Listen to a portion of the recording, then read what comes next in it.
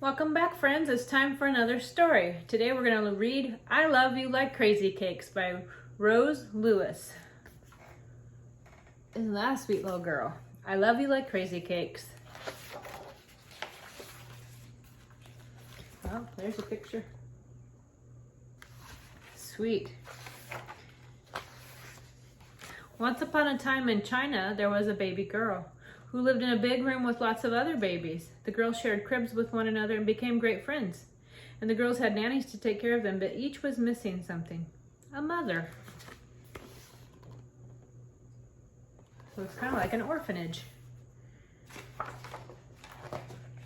Far away, across the ocean, was a woman who had many friends, but she was missing something too, a baby.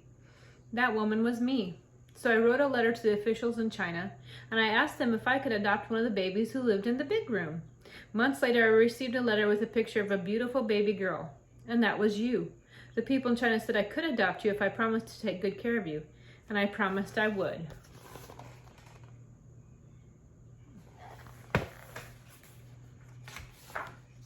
A few weeks later, I packed my suitcase with toys and books and diapers and food and clothes just for you.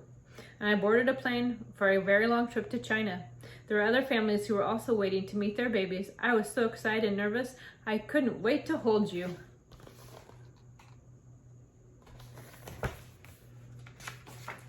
The next day, your nannies brought you and your friends from the countryside to the city to meet us. I was so happy that I cried the moment I took you in my arms. And you cried too. You'd been waiting your whole life. Aww. So happy they're crying. I brought you back to the hotel and sat you down on a bed to get a good look at you. You sat up so straight. You had rosy cheeks, made you look like a soft pink doll. And when you looked at me with those big brown eyes, I knew we belonged together. I love you like crazy cakes, I whispered. How did this happen?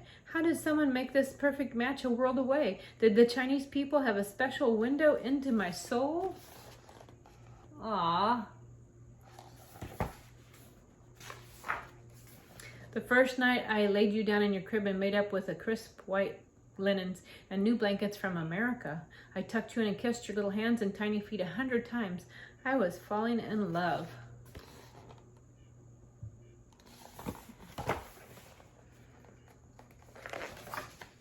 Whenever you weren't sleeping, I played with you. I put silly hats on you and took your picture. I stared at you while you napped. I know you were really awake and just pretend to be asleep so I could get some rest.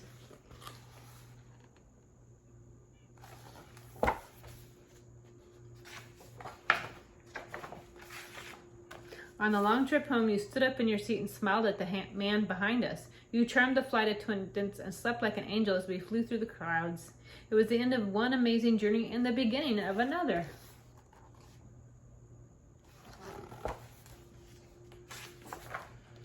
When we finally landed, your new grandparents, aunts, uncles, cousins, and friends were waiting for you with lots of hugs and kisses. Everybody wanted to look at you.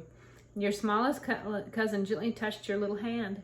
And you cried when others took you from my arms and stopped when they brought you back.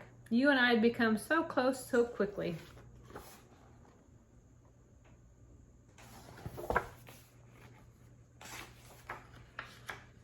Your new room was filled with toys and stuffed animals and a new crib, and all the grown-ups watched you as you carefully checked out your new room, and then you smiled as if to say, I'm home.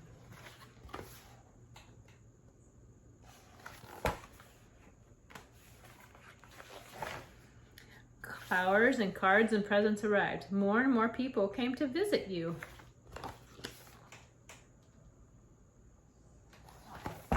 How sweet.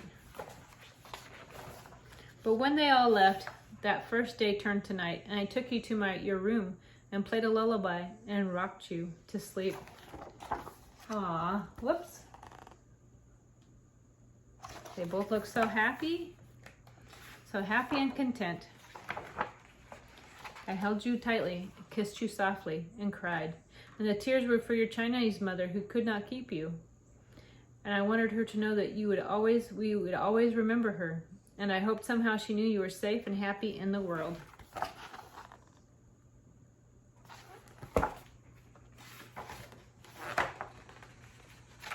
And then here, this is the character for love that has a Chinese radical, meaning heart, at its center. How sweet is that? I love you like crazy cakes. So there you go. Thank you for listening to the story. And the story obviously is about adoption. She adopted a little girl from China who needed a mom, and she needed a baby. So now they have each other.